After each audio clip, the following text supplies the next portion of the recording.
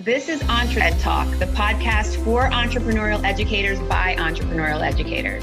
We are your hosts, Toy Hirschman and Amber Ravenscroft. This podcast is created by the National Consortium for Entrepreneurship Education, or EntreEd for short.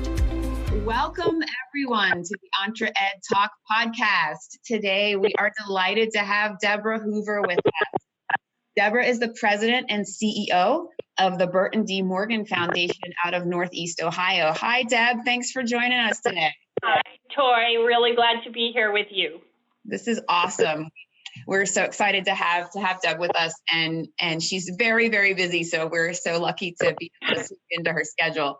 So since 2007, Deb has served as the president and CEO of the Burton D Foundation, Northeast Ohio's philanthropic champion of the entrepreneurial spirit. The Morgan Foundation seeks to build the entrepreneurial mindset in students through educational and experiential opportunities that target problem solving and innovation skills. For adult entrepreneurs, the foundation works with its ecosystem partners to provide new ventures and their founders with access to knowledge, mentors, and financing. Deb received the Northeast Ohio Entrepreneur of the Year Award in 2014 in the Educational Services and Nonprofit category.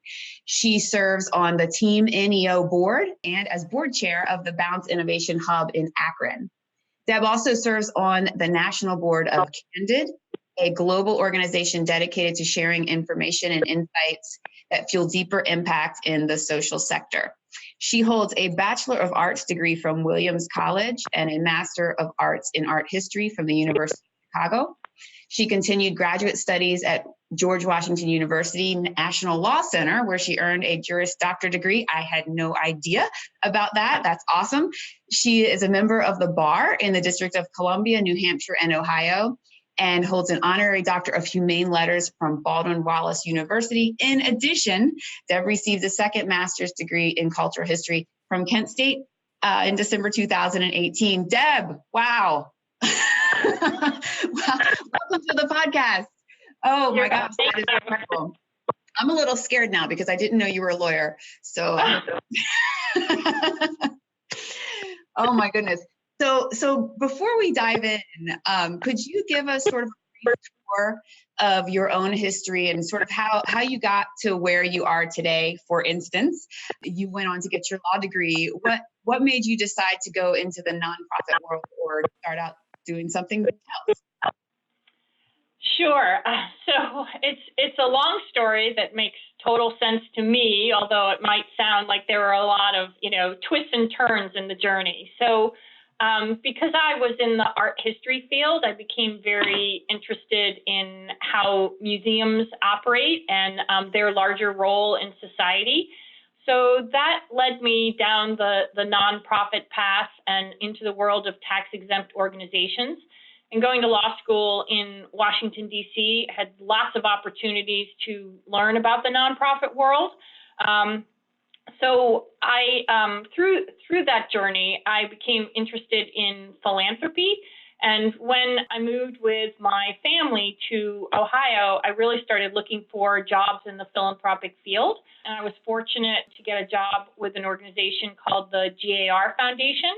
And that foundation was housed in a law firm, Buckingham Doolittle in Akron, where the Morgan Foundation was also housed. So I learned about the mission of Morgan Foundation. I loved my job with GAR and learned a lot, but I gravitated toward Morgan Foundation, and the rest is history. And here I am in 2019 leading this wonderful organization.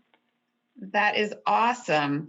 It's always interesting, especially when people are entrepreneurially minded, that it's funny that you said it makes perfect sense to me, because we have so many people we've talked to have that kind of, it's a really interesting way that I got to where that's incredible.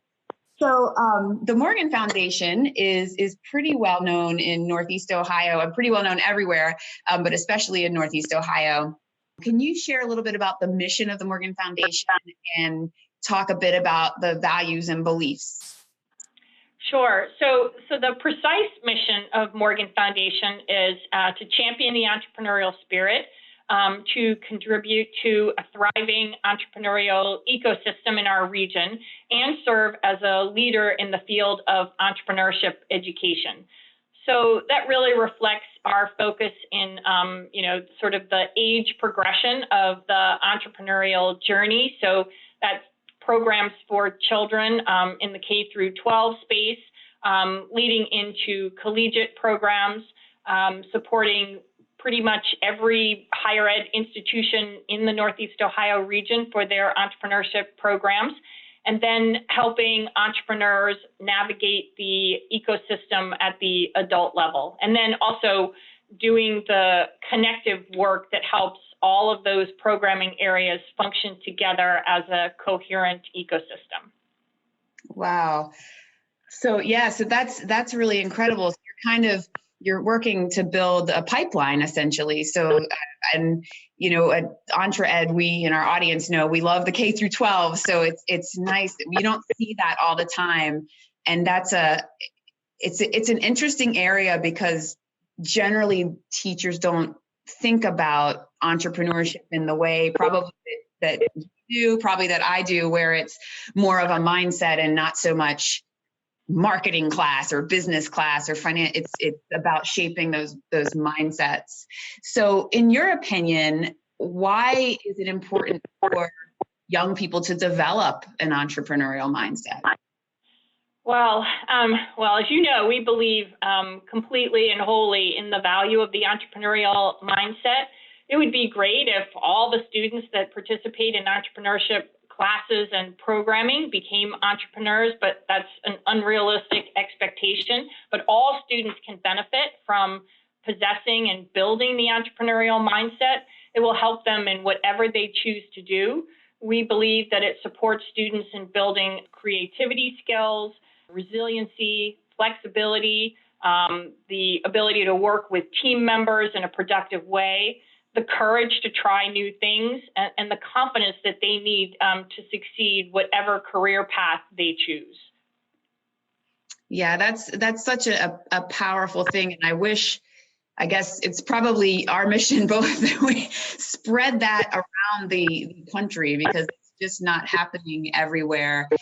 And like you said, regardless of whether someone becomes an entrepreneur in the strictest sense or not, those mindsets will carry them through the rest of their lives, just helping them be successful. And if they become an employee or an entrepreneur, helping them build that business as well, or nonprofit or whatever it happens to be. So that's incredible.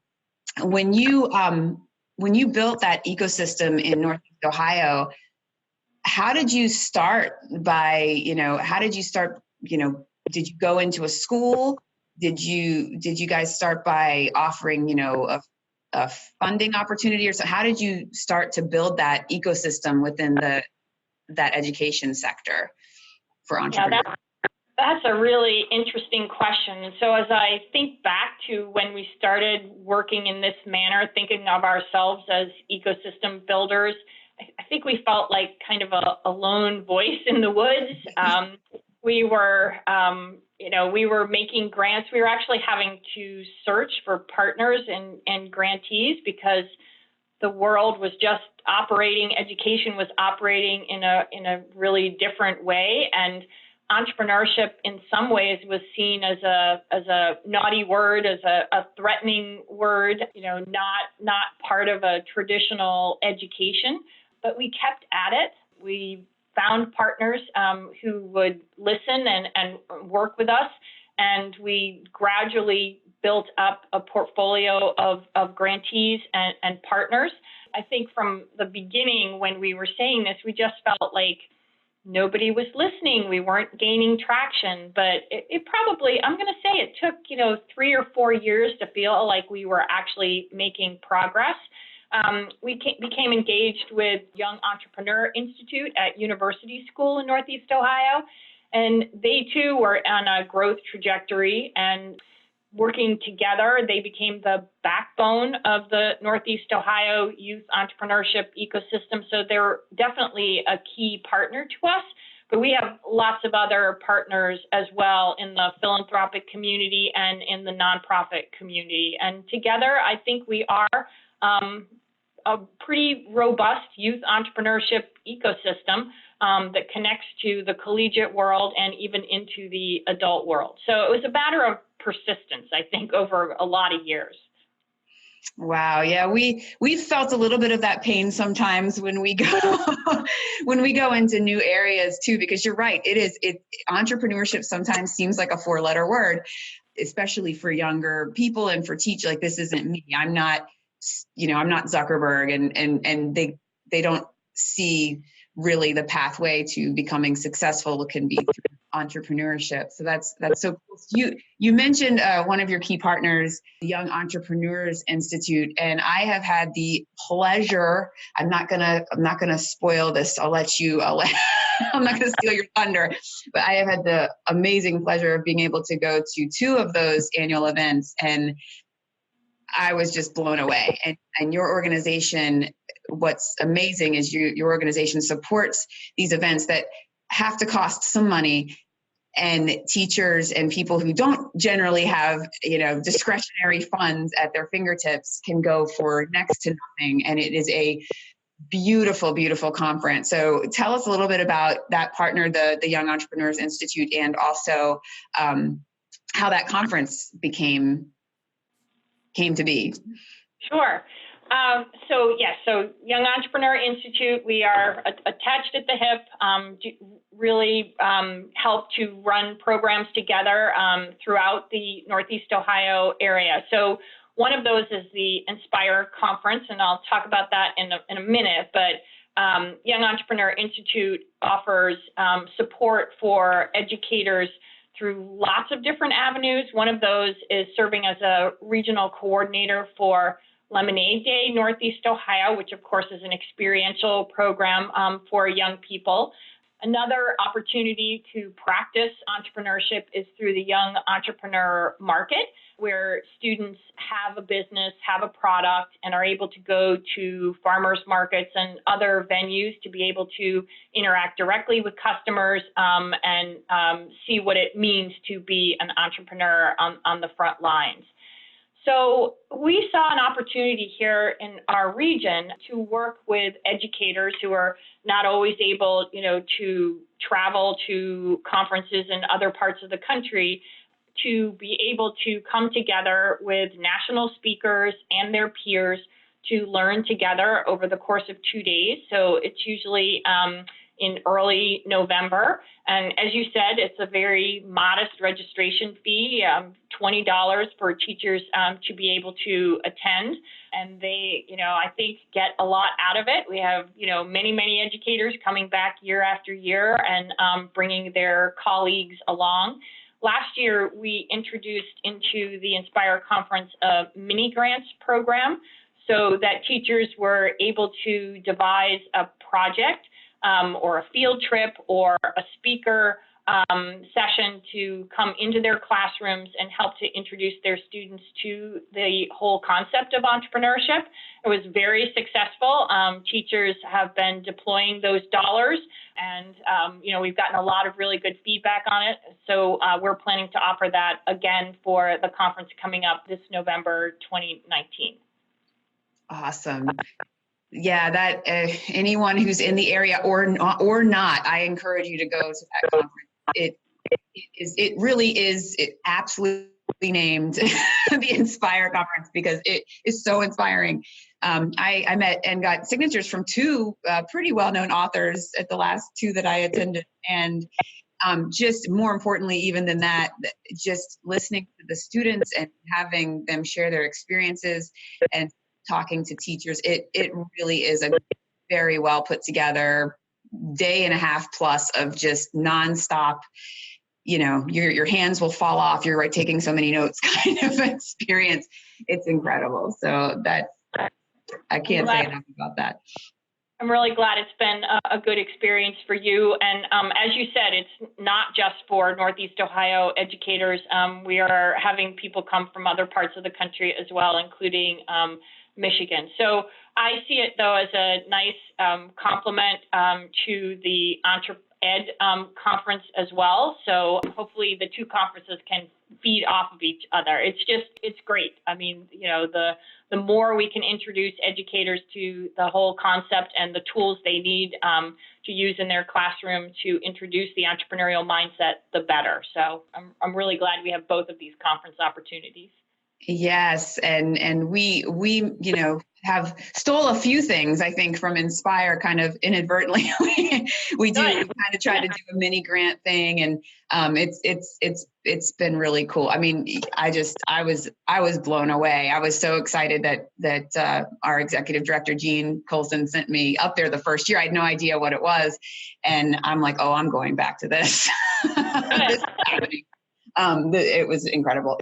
You guys do so much. And something I wanted to touch on in the nonprofit world, storytelling is so important.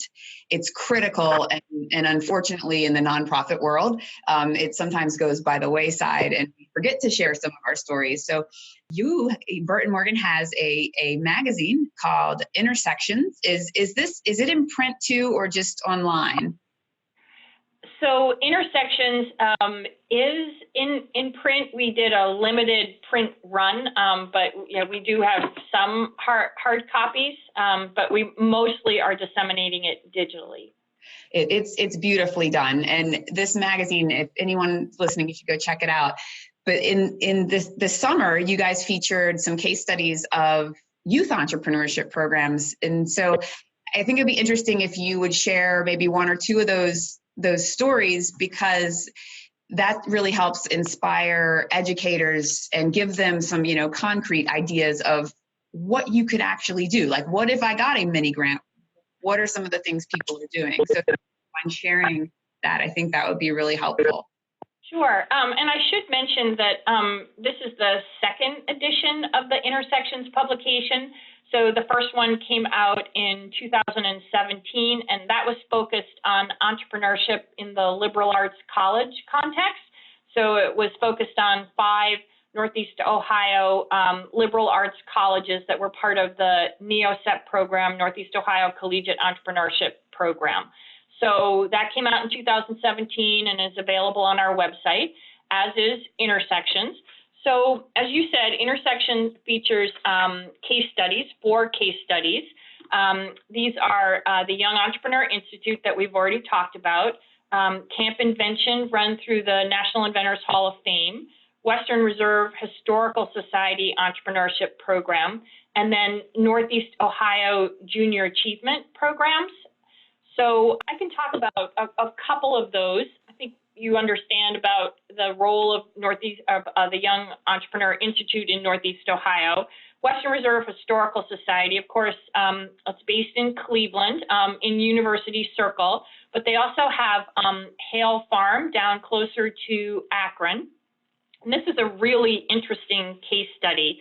It focuses on the use of the Historical Society's collection of sort of the industrial heritage of Northeast Ohio, and it's aimed at 4th, 5th, and 6th graders in the Cleveland Metropolitan School District. So it's tied into the core curriculum of this very large public school district. Wow. They've reached 90% of the students in those 4th, 5th, and 6th grades and are using it to meet Common Core standards, incorporating entrepreneurial skills and principles into the standard core curriculum. So we're really proud of this. So the story, the case study that is in Intersections, really focuses on sort of the journey of how this program was built, because it didn't go just from A to B to C in a straight line. There were, lots of pivots and adjustments along the way for this program to be able to work in this very large school district. The program is really using the museum collections at the History Center in University Circle. So the students are working with archival documents to learn about entrepreneurs from the past, from the history of Cleveland's rich industrial heritage, and then also looking at more colonial systems of building businesses and having families support themselves, the barter system and so forth.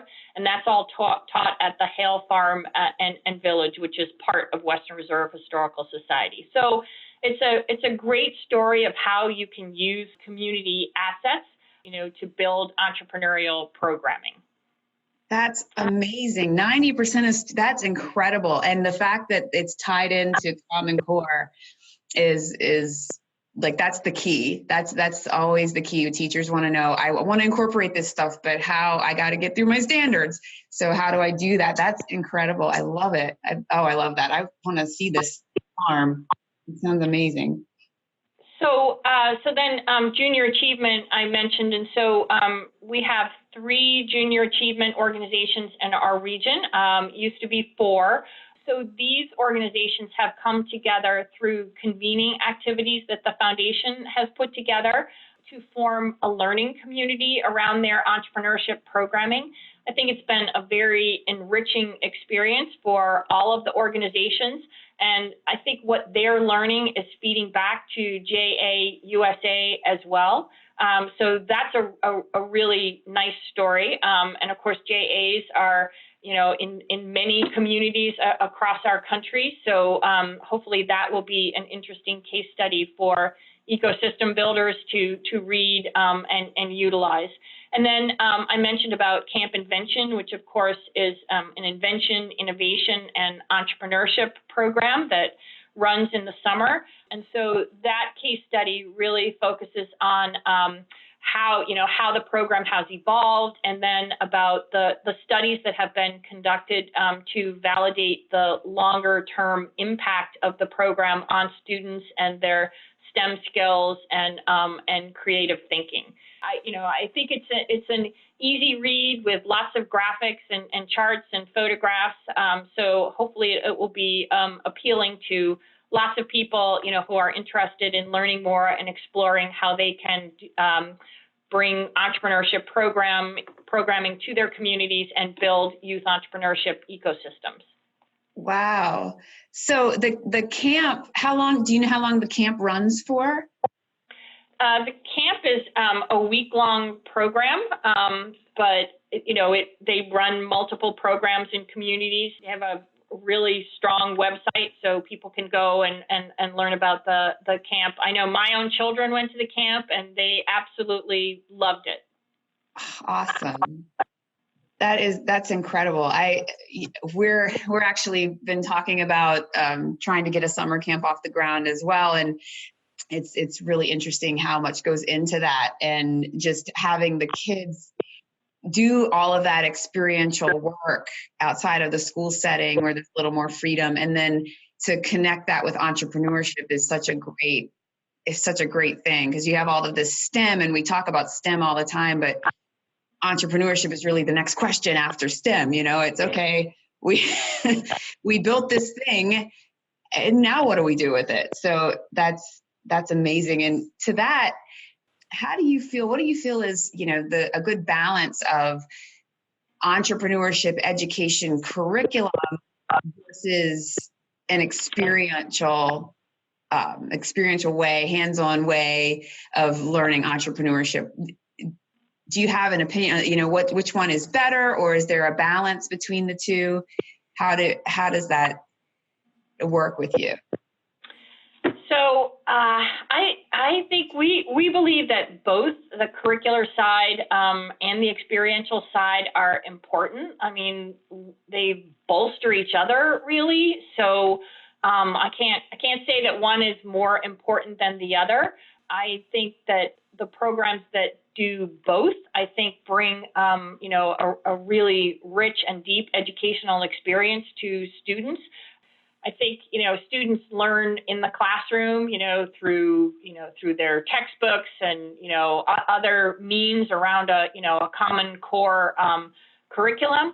But entrepreneurship really helps students to activate those ideas that they're learning about, through traditional educational avenues, and to see, how they may develop an idea based on what they learn in the classroom. Then entrepreneurship allows them to, take that knowledge, take those skills and do something with it, have an impact, solve a problem, and do something that, has an effect on real world problems and issues. It's so impactful. And sometimes students, at least in our experience, when we've tried to come out of the gate with an experiential activity, we find that sometimes we need to back down and do a little bit more sort of more curricular type work because kids are just kind of conditioned, especially as you get older, to expect the kind of the curriculum structure. And then when you throw them into the end of the pool and say, okay, we can create. So sometimes it's good but sometimes they need a little bit more. I think that the Lemonade Day curriculum is a great example of that, because the curriculum comes with, a workbook and, students with their, trusted advisor, be that in a club setting or a classroom setting, can run through and learn what it means, to create a budget, to be able to collect the supplies you need for your business, and then to take all of that, put it together, and then actually with, hopefully teammates to run an actual business. So they get to see it from, the hardcore skills to what it means on the ground to actually sell a glass of lemonade to a customer. Yeah, that you're right. That they do have an amazing framework it's a great foray, especially for an educator who's a little bit hesitant. You can say, well, here's exactly what you need. So I love Lemonade Day. It's such a nice package all around, and a really great philanthropic thing for schools to do as well. So Burton Morgan Foundation has a strategic framework that you'd mentioned, and it's dubbed Venture 2021. So with all of the stuff that you're already doing, what new direction does the framework explore for the foundation? So yes, in 2018, we did put together a new strategic framework. It didn't radically adjust our focus areas in terms of youth, collegiate, and adult, but it layered on top of it sort of some cultural changes for our organization. We are looking to become ourselves more entrepreneurial. If we're asking, students and entrepreneurs to think in terms of, startups and new ideas, we need to be not just talking the talk, but walking the walk ourselves. So we've done some changes in terms of the way we approach our grant making, becoming more adaptive grant makers. So recognizing that grants are often experimental in nature, and that when you're running an experiment, it can't just be, or it's usually not, a straight line from, A to Z. There are going to be, twists and turns along the way. So allowing for more pivots and working in adaptive ways with our grantees to allow for that. And then we put in place something called the Morgan Scout Fund, and that is to be explicitly entrepreneurial, to help us build that sense of innovation, a culture of innovation into our own organization, coming up with ideas that will or may address a gap in our entrepreneurial ecosystem, and then proactively putting together the elements of a program to put out there in the community, usually working with partners to be able to do that. We are also, in addition to our grant making, we see ourselves as ecosystem builders, and we're doubling down on those efforts to every day be using our bird's eye view of the ecosystem to make those connections that strengthen the players in the ecosystem and help them talk to and connect with each other to create greater synergies. And then becoming active learners, instituting strategic learning into everything we do internally in the foundation, and then like through the Intersections publication and the 4 case studies, to be sharing what we learn from the rather unusual work that we do with the larger community, other people in ecosystems across the country and around the world who might be able to learn from the pivots and the experiments that we've entered into. For our audiences, I'm very used to hearing about ecosystems, especially entrepreneurially. Can you just share kind of your broad opinion about what it means to be an ecosystem builder? Yes. So we take our work as an ecosystem builder very seriously. I would say we spend, an enormous part of our time doing that ecosystem building work. A lot of it is behind the scenes. It happens, some out in the community, but some, in our office where, we see person A over here doing a project that relates to somebody over here, working on something similar, bring them together, and then, hopefully create collaboration and partnership opportunities. It's also about being very inclusive in the work that we do, just to make sure that entrepreneurs and aspiring entrepreneurs from all parts of our community have opportunities that they need to be able to succeed and, get their startup out into the world. So it has to be top of mind for us every day. I don't think, 10 years ago that people thought of themselves as being ecosystem builders, but now it's emerging as a real profession. The Kauffman Foundation in Kansas City has done a lot of work to promote the role of ecosystem builders, and we consider ourselves diehard proponents of that work around ecosystem building. Awesome. I read their framework. It's really, really good. It's sort of this ecosystem thing is sort of, it feels like it's sort of emerged out of nowhere sometimes, but it's been going on for so long. We just, like you said, didn't call it that maybe specifically, but that's so important. I know as an entrepreneur myself, and as knowing other entrepreneurs, that a lot of times when you're trying to get started, as a young person, as a young adult, you feel like you're on an island and don't necessarily know who to talk to or who's doing what. And so it's vital for many, many people and organizations to even start an initiative that there's somebody that can say, oh, wait, we know this person over here, or we know this organization that can help, and just to get that synergy going, to get businesses and opportunities off the ground. It's a huge undertaking that, like, the ecosystem's the perfect word, but it wasn't necessarily called that, I guess, years ago.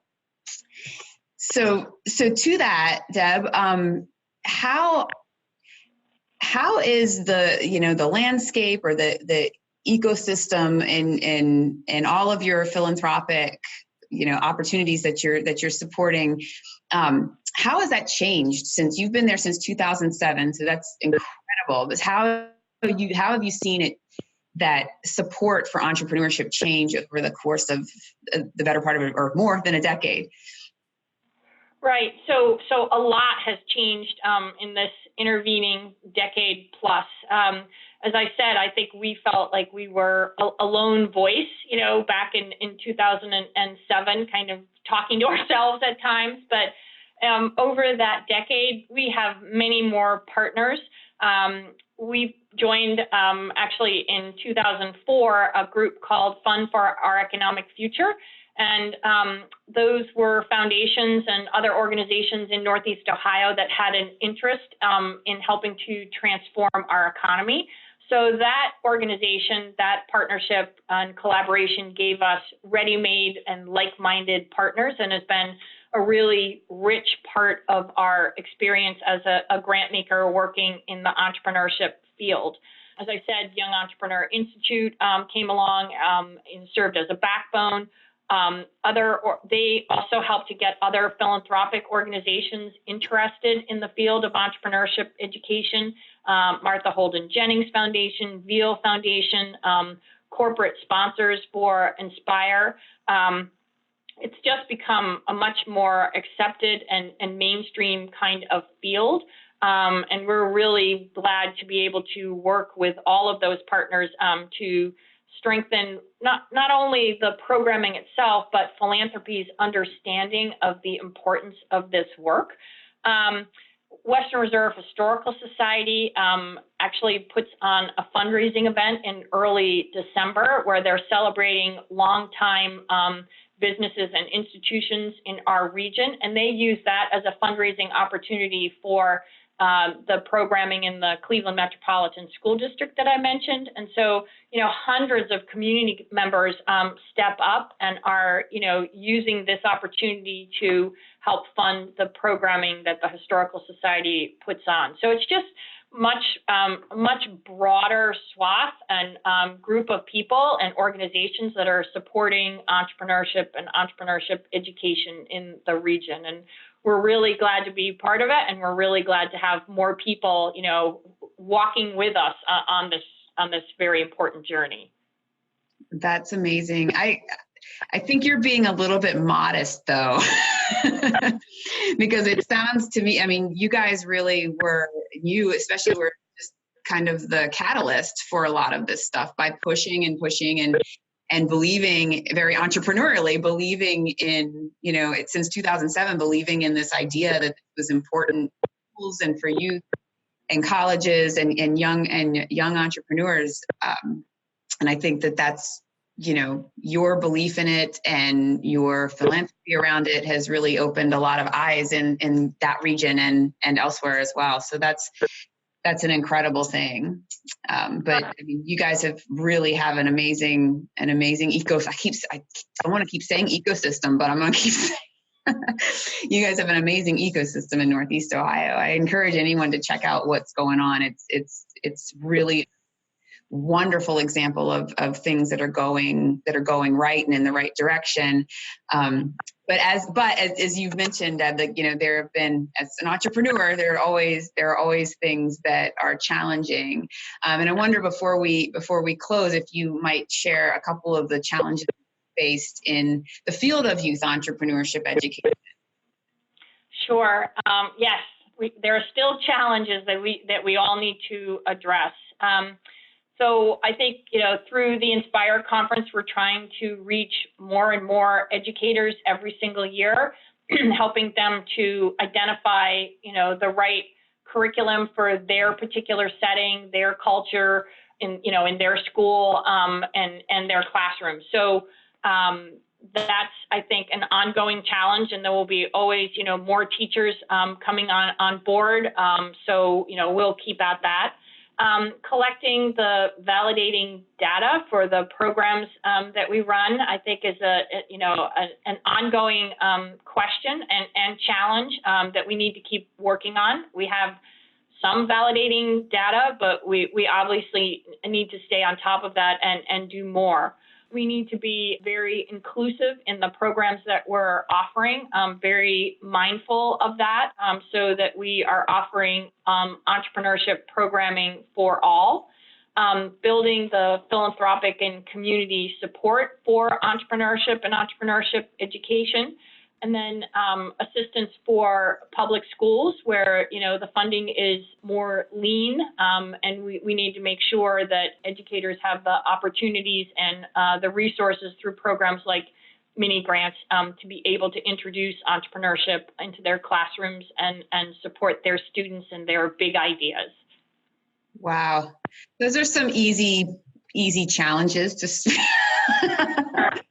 put it on a list. Oh, that's no problem. Oh no, those are some really big challenges. And I'm glad that you touched on a couple of these because as a national organization, we do see this all the time where the validation is a huge issue because how do you validate? You give these kids these entrepreneurial experiences and even if they start businesses, you have to wait a little while. The longitudinal study. So that sometimes is difficult to capture, in a white paper or in a research publication. It's get that immediate data. And then reaching educators, this was my favorite one that you said, reaching educators where they are and finding what fits for their school, their community, their curriculum. That is a real challenge because you and I both know you can't just write a curriculum that meets everyone's needs in a box. That's not realistic. So finding ways to expose teachers to entrepreneurship and entrepreneurship education and mindsets, and then figuring out a way to make it work for them. That's the sweet spot, right? That's where the good happens. And so those are definitely some difficult challenges. So I think though that the point you made about, making sure that the curriculum fits the environment, I mean, that is critical. And I think, from the very beginning of our support of entrepreneurship education, we never wanted to be dictating, what program a particular school selects, because it really has to be up to them, and only they know best, what's going to fit for their students. Yep, that's huge. Like that's a heart thing for me and for EntreEd in general, because we feel the same way about that, and we try to help. Like that's our mission is trying to help them find that thing that works, whether it's a curriculum that's packaged or whether it's let's just develop something that works for the school, and that is sometimes difficult for teachers to get around because they're used to people throwing curriculum in their face. Right. So once they figure out that that's not happening, it becomes a whole lot easier and better, and more of a collaborative effort than here's the thing you need to do next. So that's wonderful. So we are now up against it. We try to stay around a half an hour so people can listen to these on a commute. So we'll close. There's so many more things I want to talk to you about though. So I hope that you could join us again. But how can folks contact you or the Morgan Foundation if they want more information? We have a website, and there's lots of information supplied on that website about all the work that we do. So it's www.bdmorganfdn.org, and there's contact information on the website. We Awesome. hope that the information offered on there will be helpful to your viewers. The Intersections publications are on there as well, and they're very easy to find. So really give those a look. And we will close, and Deb, I'll make sure that we put all of the contact information that you mentioned in the show notes. And I'm just so delighted to have had you today. This is wonderful. I hope that you can join us again. Thank you so much for taking your time and sharing all of this with our listeners. You're welcome, Toy, and thank you for the opportunity. And I'll be happy to talk to you again sometime in the future. Awesome. Thanks so much, Deb. Have a wonderful, wonderful day. Thanks, you too. Bye now. Bye.